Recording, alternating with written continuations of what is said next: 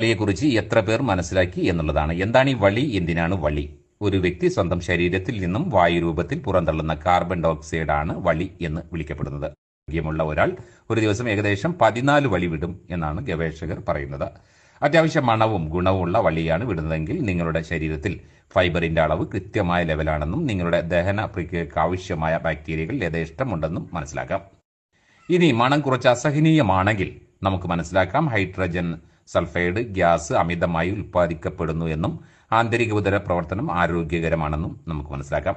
ഇനിയാണ് ടെസ്റ്റ്. ആരെങ്കിലും വിട്ട വളി നിങ്ങൾ ശ്വസിക്കുകയാണെങ്കിൽ ഒരുപാട് ഗുണങ്ങൾ ഉണ്ടാകുമെന്നുകൂടി പറയുന്നുണ്ട്. മാരക രോഗങ്ങളുടെ പിടിയിൽ നിന്ന് ഒരു പരിധിവരെ രക്ഷപ്പെടാം എന്നും ദീർഘകാലം ജീവിക്കാമെന്നും പറയുന്നു. ഇനിയെങ്കിലും നാണമില്ലാതെ ഉറക്കെ ഉറക്കെ വളിവിടുക. മുഴങ്ങട്ടെ വളിയുടെ ധ്വനികൾ അന്തരീക്ഷത്തിൽ. വളി മനുഷ്യ ശരീരത്തിലെ ഒഴിച്ചുകൂടാൻ പറ്റാത്ത ഒരു പ്രക്രിയയാണെന്നും കാര്യം മറക്കാതെ ഓർത്തുവെക്കണം. വിടുക, ഉച്ചത്തിൽ വിടുക, നാലാൾ കേൾക്കെ വിടുക.